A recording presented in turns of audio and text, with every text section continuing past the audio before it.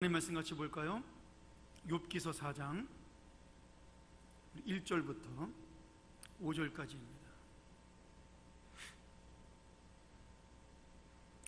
우리 한 절씩 교독합니다. 대만 사람 엘리바스가 대답하여 가라되 누가 내게 말하면 내가 염증이 나겠느냐? 날지라도 누가 참고 말하지 아니하겠느냐? 전에 내가 여러 사람을 교훈하였고 손이 늘어진 자면 강하게 하였고 넘어져 가는 자를 말로 붙들어 주었고 무릎이 약한 자를 강하게 하였거늘 같이 읽죠. 이제 이 일이 내게 임함에 내가 답답하여 하고 이 일이 내게 당함에 내가 놀라는구나. 아멘. 오늘 욥기서 우리 대만 사람 엘리바스와 욥의 첫 번째 논쟁, 우리 두 번째 시간을 배우도록 하는데요. 여러분, 예수를 믿다가 가장 힘든 일이 뭐냐면 내가 하나님의 뜻대로 사는데 정직하고 진실하게 그리고 희생하며 사는데 결국 내가 하나님 앞에 원하는 것을 얻지 못할 때가 가장 힘이 됩니다. 여러분, 그 말은 뭐냐면 우리의 마음속에 나도 모르는 사이에 내가 이 정도로 살았으니까 하나님께서도 나한테 이 정도는 갚아줘야 된다라는 그러한 공로의식이 우리 안에 숨어 있다라는 이야기예요. 내가 희생하고 정직하게 살았고 하나님 앞에 충성하였고 봉사했으니까 나는 하나님한테 복을 받아야 된다. 여러분, 그것이 틀린 생각도 아니고 나쁜 생각도 아닙니다. 그리고 실제로 저도 그렇게 설교할 때가 있지만 많은 목사님들이 그렇게 설교하면서 그렇게 하는 것이 복 받는 길이라고 이야기를 하는 거죠. 그런데 그 복이 오지 않았을 때, 내가 원하는 복이 채워지지 않았을 때, 아니면 복은커녕 그것 때문에 더 힘든 일을 만나고 어려웠을 때, 그때 실망하고 낙심하는 것은 여러분 교만이랍니다. 조금 어려운 얘기 같은데 여러분, 신앙이라는 게 뭐냐에 대한 고민을 우리가 한번 심각하게 해봐야 됩니다. 저는 목사니까 제가 예전에 젊었을 때는 당연히 제가 믿음이 있다라고 생각을 했습니다. 그리고 나는 하나님 앞에 굉장히 인격적이고 훌륭한 사람이고 진실한 사람이라고 스스로 생각을 했어요. 겉으로 그런 말 안 하죠. 교만하다 그럴까봐. 그렇죠? 그러나 속으로는 다 갖고 있는, 내가 좀 그래도 괜찮은 인간이다, 이런 생각을 다 갖고 있단 말이죠. 저만 그런가요? 여러분, 누구나 다 그런 생각 갖고 있어요. 아닌 것처럼 하고 겸손한 체 하고 있지만 사람들은 다 그런 마음을 갖고 있는 겁니다. 근데 어느 한순간에 하나님께서 나를 실망시킬 때가 오는 날이 있습니다. 큰 일도 아니에요. 굉장히 작은 일로 나를 좌절시키고 아니면 내가 힘들어진 적이 있습니다. 그럼 그 순간에 그동안 내가 가졌던 모든 믿음이 한꺼번에 무너질 때가 오는 거죠. 하나님, 이 정도밖에 안 해주십니까? 내가 이 정도로 했는데 왜 나한테 오는 것은 이 정도밖에 안 됩니까? 라고 하나님 앞에 나의 공로를 나도 모르게 들이대는 교만함을 보일 때가 있는 거죠. 여러분, 자식이 부모에게 아무리 잘해도 부모가 가진 사랑을 자식은 갚을 수가 없습니다. 솔직히 뭐 되게 잘한 자식도 별로 없잖아요. 막말로 얘기해서 우리가 그렇게 좋은 자식을 만날 수가 있나요? 요새 애들이 부모님이 아무리 희생하고 사랑한다 하더라도 요새 아이들이 그것을 아는 아이들이 과연 있을까요? 저는 없다고 봅니다. 근데 이게 성경적인 내리사랑의 법칙이니까 뻔히 알면서도 부모보다 자식한테 더 눈길이 가는 게, 그리고 손길이 가는 게 정상이에요. 여러분, 실망하지 마세요. 우리 여기 계신 우리 어르신들, 할머니, 할아버지 계시면, 아니 내가 지를 어떻게 키웠는데 지 자식한테 하는 거 보고 나한테 하는 거 보면 정말 내가 섭섭하다. 여러분, 여러분도 그랬습니다. 지금 잊어버려서 그렇죠. 70이 넘으셔서. 예전에 여러분도 30대, 40대 때 똑같은 일을 했다라는 거예요. 예전에 코미디언 개그우먼이었던 김미화 씨가 그런 고백을 한 적이 있어요. 그분이 예수를 잘 믿는 분이잖아요.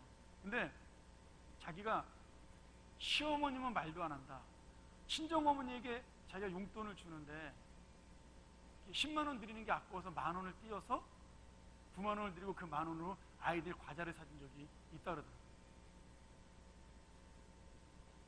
여러분, 그게 상식적으로 속으로 그런 얘기 들으면 저런 인간이 다 있냐 그렇게 생각할지 모르지만 다 우리 안에 그 생각이 있다는 거예요. 그분은 솔직히 고백을 한 거죠. 그래서 자기가 하나님 앞에 얼마나 연약하고 악한 인간인가를 알았다라는 거예요.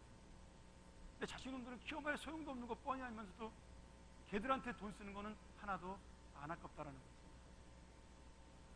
지금 우리나라에 온통 50만 넘으면 연금 때문에 다들 걱정, 고민, 근심이. 뭐 외국처럼 많이 주면 걱정 안 하는데 우리는 많이 안 주잖아요. 그렇죠? 뭐 신문에 보니까 한 달에 한 220만 원이 있어야 사랑꾼이라고 산다는데 연금 받아봐야 여러분 뭐 한 달에 얼마나 받겠어요? 지금 우리 어르신들이야 뭐 정부에서 주는 돈 20만 원 정도 받으시나요? 그리고 내가 연금을 넣어놨어도 사실은 굉장히 많은 돈을 넣지 않은 이상은 100만 원 이상 받기 어려운 거죠. 근데 저희 또래들과 제 밑에 후배들 말이죠. 나는 고민하는 게 이해가 안 가요. 저 같은 경우야 뭐 한국에서 안 살았기 때문에 돈을 모아놓을 기회도 없었고, 그리고 저는 젊었을 때는 미국에서 올 생각이 아니었으니까 다 나라에서 먹여 살려주겠지 걱정을 했기 때문에 저금이라는 걸 꿈도 꿔본 적이 없습니다. 뭐 저금할 만큼 뭐 돈을 받아본 적도 없고. 근데 한국에 오니까 많은 사람들이 고민하고 걱정하니까 나도 고민을 해야 되는 분위기인가 보다 이런 생각이 드는 거죠. 한 번도 안 해봤다가. 근데 보세요. 딱 한마디로 말해서 그런 걱정할 필요 없어요. 애들 과외 안 시키면요, 그 돈 갖다 저금하면 먹고 사는데 아무 지장 없습니다. 10년만 모으면. 초등학교 때부터 애들 개인 과외 안 시키고요, 학원 안 보내고 학교 공부만 열심히 시켜서 아이들 대학 졸업할 때까지만 하면 그 돈 모아놓으면 수억 원이에요. 그러니까 어쩌면 우리는 쓸데없는 걱정을 하는 거죠. 안 해도 되는 거 억지로 해가면서. 근데 또 안 시키면 안 되잖아요. 남들 하는 거니까 또 해야 되고. 그러니까 스스로 사서 고생하면서 스스로 고민하는 거죠. 뭐 제가 말하는 게 너무 이상적이고 현실적이 아닐지 몰라도 근데 그게 부모라는 거예요. 자식한테는 거절하지 못한다는 거예요. 놀랍게도 그런 마음 속에 그런 부모의 마음을 내가 가지고 있으면서 하나님에 대해서는 내 공로를 들이민다. 그렇지 않습니까? 여러분, 내 자식이 아무리 나한테 잘해도요, 내가 잘한 거 10분의 1도 못합니다. 솔직히 말하면. 자기는 친구 만나고 귀찮고 그래서 전화 한 통화 안 하면요, 아빠는 엄마는 어떻게든지 한번 전화 통화 한번 해보려고. 응? 애를 쓰는 게 부모잖아요. 그게 부모의 마음이에요. 여러분, 하나님과 우리의 관계도 마찬가지라는 거예요. 하나님이 우리를 볼 때 그런 마음으로, 아니 그보다 훨씬 더 수준 높고 헌신적인 마음으로 우리를 바라보고 있는데 우리는 뭔가 조그만 거 하고 나면 거기에 대한 반대급부를 반드시 받아야 된다는 그런 생각을 하는 거죠. 근데 그 마음을 가진, 나쁜 마음을 가진 거에 대해서는 생각 안 하고 내가 열심히 하기 때문에 나는 믿음이 좋다라고 착각을 해요. 제가 그래서 믿음이 좋다라고 착각한 적이 있습니다. 제가 미국에서 목회할 때 부흥이 빨리 안 되잖아요. 뭐 마을도 작고 한인마을에 있는 것도 아니고. 근데 하나님, 내가 이렇게 죽으라고 열심히 하면 이 정도는 해줘야 되지 않아야 됩니까? 라는 마음이 드는 거예요. 제가 설교도 올바르게 하려고 애를 쓰고, 정말 사탕발림 설교 안 하고 바르게 하나님 말씀을 전하려고 내 마음속에 애를 쓰고,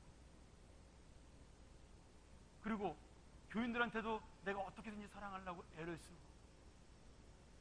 뭐 정말 돈이나 명예 이런 거에 관심 안 가지려고 애를 쓰고, 내 나름대로 뭔가 이렇게 하나님 뜻대로 살려고 막 애를 썼는데 하나님이 반응이 없어요. 이렇게 잘 살면은, 멋지게 살면 칭찬해줘야 될 거 아니에요. 야, 너 엄마 괜찮은 놈이다. 괜찮은 목사야. 너 같은 놈이 훌륭한 목회해야 돼. 막 이러면서 격려해줘야 내가 힘이 날 텐데 하나님이 대답이 없어요. 그리고 어느 순간에 갑자기 뒤통수를 빵빵 치는 일이 생긴단 말이죠. 오히려 좋은 일이 생기는 게 아니라. 그래서 하나님 앞에 기도하다가 원망을 하는 거죠. 하나님, 내가 이 정도로 살았는데 나는 왜 이 모양입니까?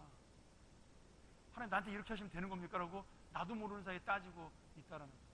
근데 제가 욥기서를 공부하면서 그게 얼마나 어리석은 건지를 깨닫게 된 겁니다. 사실 욥도 거의 의인이잖아요. 하나님 주신 모든 것 다 잃어버렸어도 하나님이 줬으니까 하나님이 걷어가십시오. 이렇게 자신 있게 이야기, 난 그 정도도 안 되거든요, 사실은. 다 걷어가면 안 되잖아요. 먹을 건 남겨주고 걷어가야지. 다 걷어가면 됩니까? 남한테 손은 안 벌리게 해놓고 걷어가셔야죠. 근데 하나님이 다 걷어갔는데도 욥은 내가 적신으로 왔으니까 빈몸 들고 왔사오니 빈몸으로 하는 거 당연한, 이런 고백을 했단 말이에요. 그렇게 의로운 욥의 마음속에도 친구들이랑 얘기하다 보니까 본심이 나오는 거예요. 어떤 본심이요? 그래도 내가 이 나이 될 때까지 하나님 앞에 나는 노력하고 열심히 살았습니다. 근데 나 왜 병 걸려야 되죠? 나 왜 이런 일을 만나야 되죠? 그 마음속에 한쪽의 생각이 흘러나오는 거예요. 그래서 제가 신앙생활을 하면 할수록 느끼는 게 뭐냐면, 하나님을 믿는다라는 것은 결국 하나님과 나와의 끊임없는 싸움이에요. 하나님은 계속해서 나를 하나님의 마음이 뭔지를 알게 하려고 정말 애를 쓰고 또 애를 쓰는 거고요. 우리는 무지해서 알지도 못해가지고 맨날 딴 생각하고 있는데, 하나님은 어떻게든지 끌어다가 내가 이런 사람이야, 내가 이런 하나님이야 계속 가르치는 것이고요. 우리는 맞아, 그래, 하나님은 그러신 분이지, 그래놓고 집에 가면 또 잊어버리는 거죠. 그리고 드라마 보면 잊어버리고, TV 보다가 또 열받으면 잊어버리고, 뭐 이러면서 잊어버리고, 하나님은 또 끌어다가 또 우리 가르치고, 그것이 저는 하나님과 우리의 싸움이 신앙생이라는 생각을 가끔은 해봅니다. 오늘 여러분, 엘리바스라는 사람이 자기는 어려운 일을 당해본 적이 없는 사람 같아요. 나이가 굉장히 많은 사람이었는데, 그런데 자기가 볼 때 자기처럼 살면 벌을 받을 필요가 없는 거예요. 착하니까, 훌륭하니까. 근데 욥이 벌을 받은 걸 보니까 자기가 볼 때는 나는 모르지만 하나님만이 알 수 있는 욥의 문제가 있다고 생각을 한 거죠. 이거를 뭐라 그러냐면, 우리가 내가 갖고 있는 고정관념이라는 거예요. 내가 그동안 살아온 거에 대해서 이렇게 하나님이 나를 인도하셨으니까 다른 사람도 이렇게 인도해야 된다라고 생각하는 고정관념이죠. 하나님의. 이분의 고정관념 뭐였냐면 인과응보의 법칙이에요. 좀 더 우리나라식으로 표현한다면 권선징악이죠. 착한 일하는 사람은 복을 받고 나쁜 일하는 사람은 벌을 받는다. 그리고 오늘 이렇게 벌을 받는 사람은 반드시 하나님이 그것은 그 사람을 심판한 것이다라고, 저 사람의 모르는 죄악이 있다는 생각이 바로 이 엘리바스의 가장 큰 잘못된 생각이었습니다. 그럼 여러분 보세요. 선교사로 나가서 헌신하고 희생했는데 식인종한테 잡아먹히면 하나님의 벌 받은 건가요? 그럼 이 세상에서 가장 큰 하나님의 벌을 받은 사람이 누구죠? 누구죠? 이 세상에서 가장 큰 벌을 받은 사람, 이렇게 인과응보적으로 벌을 받는다고 했습니다. 예수님이잖아요. 예수님만큼 고통당한 사람이 어디 있어요? 예수님이 잘못해서 벌 받았나요? 그러니까 우리가 내가 가진 신앙의 개념으로 하나님의 말씀 앞에 내가 정말 깊이 있게 다른 사람을 이해하지 않으면 항상 그런 식으로 사람을 상대하게 된다는 거예요. 그래서 엘리바스가 욥에게 자꾸 그런 식으로 이야기를 하는 거예요. 너 지금 뭔가 문제가 있다. 너 뭔가 잘못하고 있다. 하나님은 지금 너에게 그 안에 숨어 있는 거 찾아내라고 말씀하고 있어. 그러니까 잘 생각해봐. 계속 그렇게 이야기를 하고 있는 겁니다. 자신의 영적 체험 그리고 자신의 경험으로 욥을 정죄하는 거죠. 여러분, 이 정죄하는 것뿐만 아니에요. 신앙의 은사도 마찬가지입니다. 하나님이 주는 은사가 수십, 수백, 수천 가지가 있습니다. 그런데 문제는 은사 받은 사람들의 잘못된 점은, 여러분 제가 왜 이 이야기를 자신할 수 있냐면 저는 그런 은사를 받아봤기 때문에 이야기할 수가 있는 겁니다. 경험을 해봤으니까. 어떤 생각이 드냐면, 내가 그 은사를 받았기 때문에 첫 번째, 내가 남보다 조금 더 하나님 앞에 사랑을 받는다, 그런 오해를 할 수가 있고요. 두 번째는 내가 받은 은사대로 남들이 안 받으면 저 사람은 나보다 신앙이 나쁜 사람이다, 이렇게 오해를 할 수가 있습니다. 그리고 세 번째, 어떻게 돼요? 그러니까 내가 제일 옳다라는 거예요. 내가 제일 옳다. 그게 어느 교회의 문제예요? 고린도 교회의 문제였습니다. 방언을 받은 사람은 내가 방언을 받았기 때문에 우월하다고 생각을 했고, 그 방언으로 남이 알아듣지 못하는 말을 하기 때문에 신비하다고 착각을 한 겁니다. 그리고 하나님이 더 사랑한다고 생각을 하니까 내가 말하는 것은 너희들이 들어줘야 된다고 생각을 합니다. 여러분, 그것이 은사, 눈에 보이는 은사만 그런 게 아니에요. 이제 그런 잘못된 생각들이 교회로 들어오면 뭐가 되냐면 물질주의와 형식주의로 바뀌어야 됩니다. 내가 이 교회에 얼마만큼 봉사를 했으니까 나는 이 교회에 이만큼의 말의 지분이 있다라고 생각을 하는 거예요. 내가 이 교회에 어떤 직분자니까 내가 말하면 이 정도의 영향력은 교회에 끼쳐야 된다라고 스스로 이 생각을 하는 거죠. 여러분, 이게 얼마나 무서운 생각이냐면 결국 예수님 당시에 바리새인들이 가졌던 생각이에요. 내가 이렇게 하나님 앞에 11조 드리고 이렇게 하루에 3번 기도하고 이렇게 살았으니까 내가 말하는 것은 다 옳은 말이다.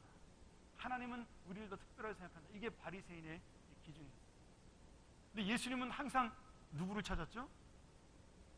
죄인을 찾았어요. 죄인. 근데 예수님이 말씀하시는 죄인은요, 성경에는 세리와 창녀라는 기준으로 되어 있지만 실제로는 그런 사람이 아니었어요. 자기의 영혼이 가난한 것을 아는 사람, 하나님의 은혜가 없이는 살 수 없다고 생각하는 사람을 예수님은 죄인으로 보신 거예요. 그러니 여러분, 제가 아침에도 잠깐 얘기했지만 많이 받은 것을 우리가 착각하면 안 돼요. 많이 받은 것은 내가 더 죄가 많기 때문에 많이 받을 수도 있다는 거예요. 목사님, 그러면 복 받은 사람 다 죄인입니까? 예, 그렇게 마음을 먹고 사셔야 교만하지 않습니다. 100% 그렇지 않다 하더라도 나는 그렇게 마음을 먹고 살아야 돼요. 남보다 많은 것을 받은 사람은 그런 마음을 가지고 살아야 하나님 앞에 교만을 절대로 부리지 않는 겁니다. 다윗이 밧세바와 범죄했어요. 그러면 다윗이 특별하게 그날 기도를 드라고, 아니면 그날따라 사탄이 들어오고 그래서 다윗이 범죄했을까요? 아니에요. 여러분, 천만의 말씀입니다. 범죄는요, 화가 나 빵 하고 이렇게 화내는 거 말고는 대부분의 범죄는요 서서히 이루어지는 거예요. 서서히. 우리가 내가 우발적으로 잘못한 거예요. 그럴 수도 있죠. 근데 그런 경우 거의 없습니다. 대부분의 죄는요, 살아온 내 마음이 행동으로 표현이 되는 거예요. 다윗이 그럼 밧세바와 범죄했던 그 이유가 뭐예요? 왕이 된 다음에 조금씩 교만해지기 시작을 한 겁니다. 매일 전쟁에서 승리하고 매일 칭찬받고 신하들이 존경하고 또 백성들이 사랑하니까 점점 어떤 마음이 들었어요? 내가 정말 괜찮은 왕이구나. 그러면 내가 이 정도의 왕이라면 이 정도의 권력은 내가 행사해도 괜찮다라고 생각을 한 거예요. 그게 뭐냐면 행동으로 드러났어요. 마음에 품고 있던 게 시간이 지나서 점점 굳어지면서 행동으로 표현됐어요. 그 행동이 뭐예요? 밧세바와의 범죄예요.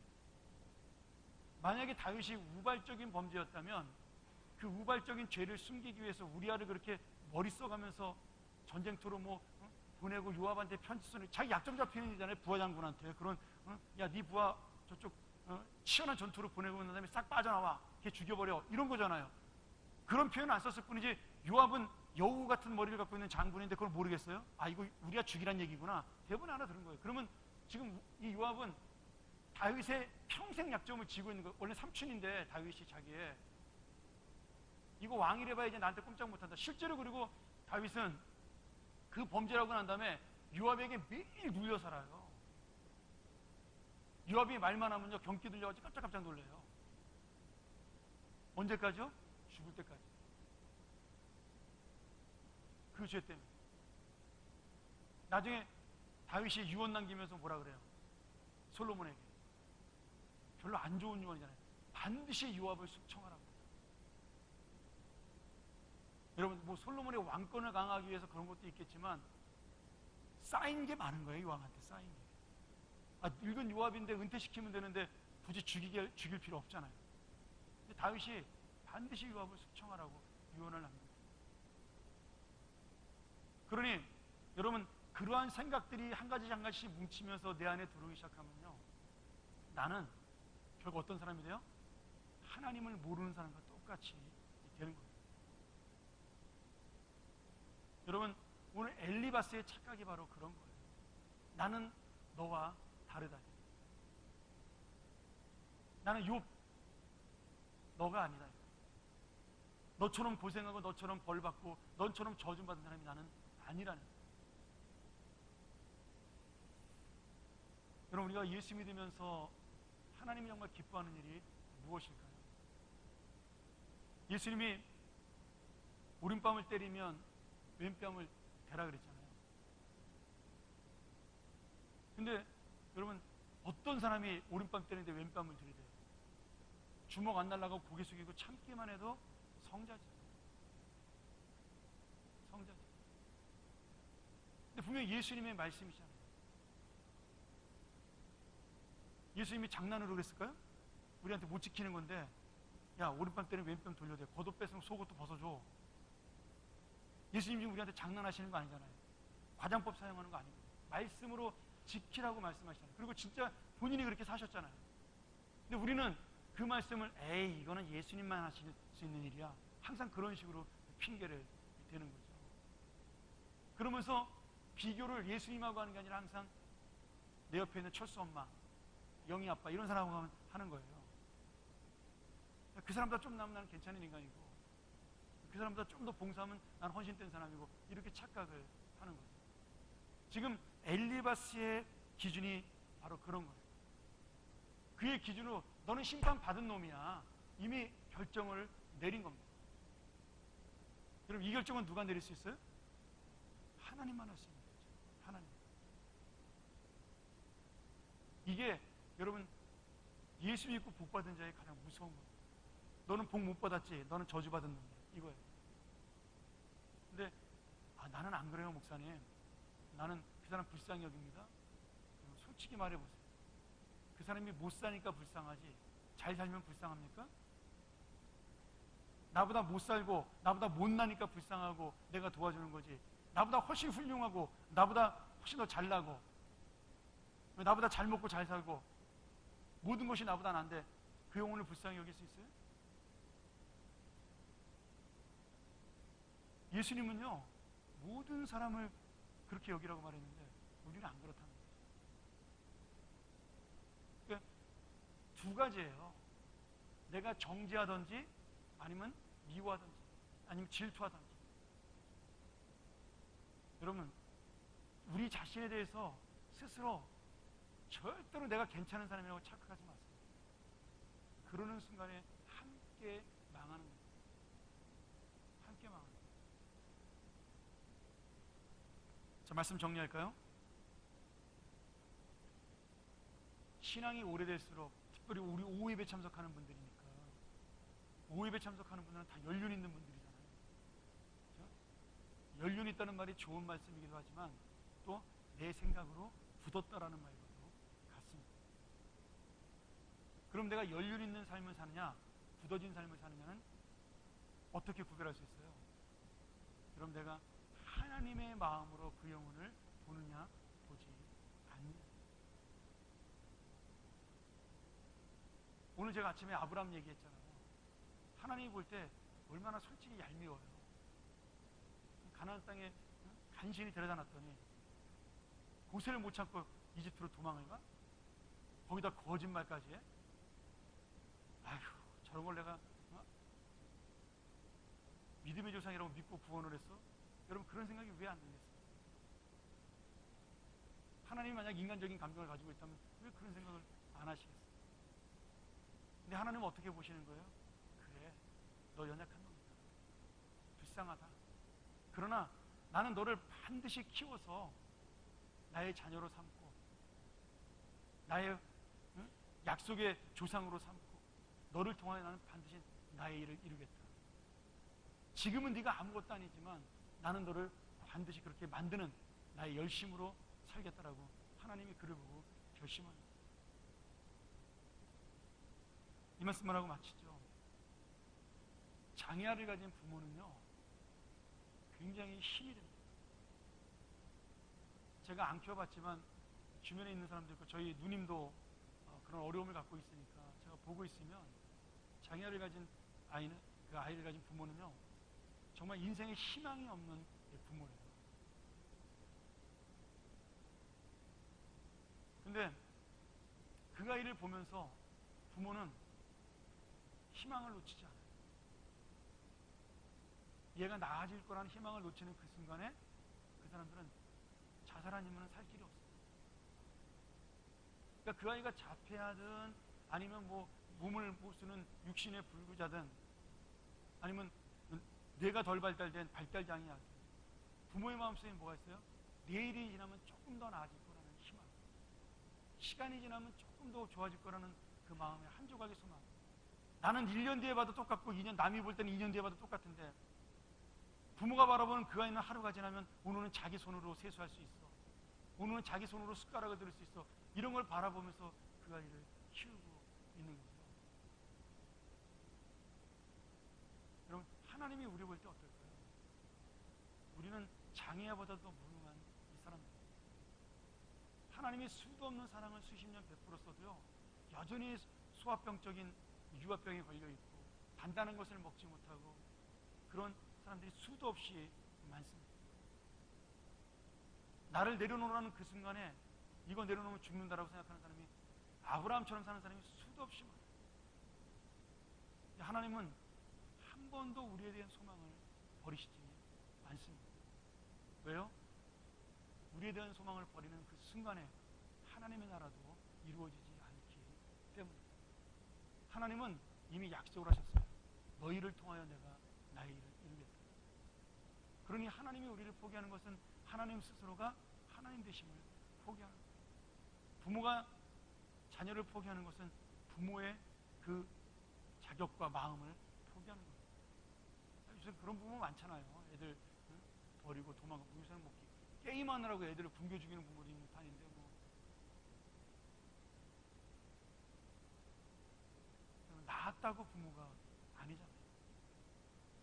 그 아이를 키워야 부모죠. 바르게 양육해야 부모죠. 근데 하나님도 그러한 마음으로 지금 우리를 바라보고 있다는 거예요. 남들이 볼 때는 하나도 나아지지 않았는데 내가 볼 때는 조금 나아졌어요.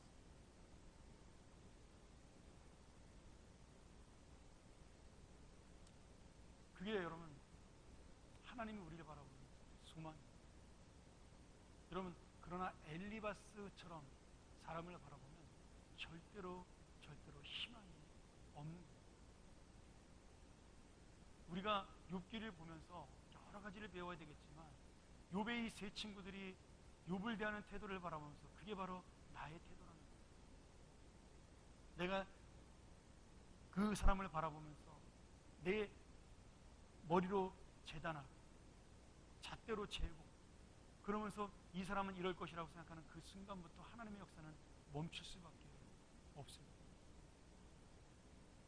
그러나 그 사람이 어떻게 되든지 나는 나대로 하나님에게 맡기고 최선을 다한다고 생각할 때 그때 하나님은 역사를 하실 수가 있는 거예요. 여러분, 우리 인생의 모든 문제가 저는 마찬가지라는 생각입니다. 여러분이 자녀를 바라보든 여러분의 인생을 바라보든 하나님은 한 번도 여러분을 포기한 적이 없습니다.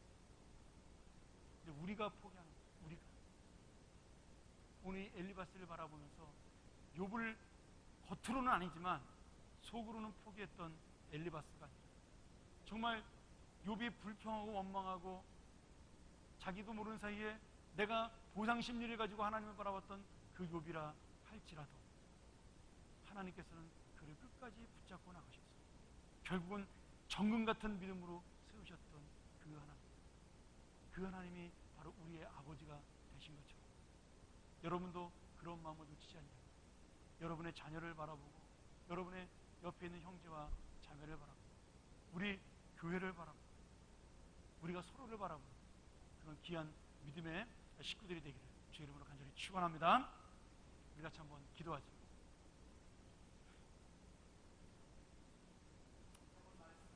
기도하기를 바랍니다. 하나님, 내가 하나님의 마음을 가진 자가 되게 도와주시옵소서.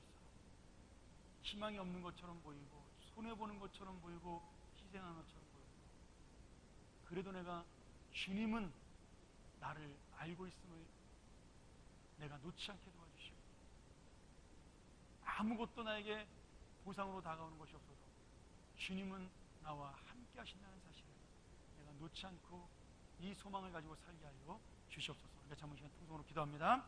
전능하신 아버지 하나님, 우리의 마음속에 이 엘리바스처럼 나도 모르게 하나님을 내 스스로 재단하고 하나님이신 마음을 재단하며 그 영혼들을 만들어감을 용서하여 주시옵소서. 아버지 하나님, 세상이 이러니까, 사람이 그러니까 나도 이럴 것이란 그 생각, 아버지 하나님, 우리는 그것을 하나님의 마음으로 새로운 희망과 용기로 소망으로 바꾸게 도와 주시옵소서. 쉽지 않은 인생입니다. 그러나 우리가 희망을 갖고 바라보게 도와주시고 하나님의 마음을 갖고 바라볼 수 있도록 인도하여 주시옵소서. 하나님 아버지, 감사합니다. 참 말씀을 날마다 들으면서, 아니 전하는 저조차도 조금만 쉽지 않은 일을 만나면 좌절하고 하나님을 원망하고 내가 이렇게 사는 결과가 이것뿐이냐라고 하나님 앞에 나도 모르게 생각할 때가 있습니다. 아버지 하나님, 죄인이 무슨 공로가 있겠습니까? 죄인이 무슨 선한 것이 있겠습니까? 주님 불쌍히 여기시고 우리의 마음을 찾아오셔서 하나님이 선한 것을 만들어 주시고 하나님이 그 영광으로 우리를 덮어 주시옵소서. 오늘 욥과 같이 어둠 속에 있는 분들이 있습니까? 하나님의 소망을 바라보게 도와주시고, 엘리바스처럼 많은 것을 받은 사람이 있습니까? 하나님의 마음을 갖게 하여 주시옵소서. 지금은 우리 주 예수 그리스도의 은혜와 하나님 아버지의 사랑과 성령의 함께하심과 도우심, 또 날마다 우리를 성숙히 하심이 오늘 주의 말씀을 듣고 돌아가 한 주간 동안도 아버지 되신 하나님의 마음을 가지고 살아가길 원하는 우리 귀한 주님의 자녀들 머리 위에 사랑하는 이 귀한 교회, 오직 주의 진리와 복음으로 인간의 생각이 아닌 하나님의 마음으로 살아가길 원하는 우리 사랑하는 평안 교회 위에 지금부터 영원토록 함께 있을지어다.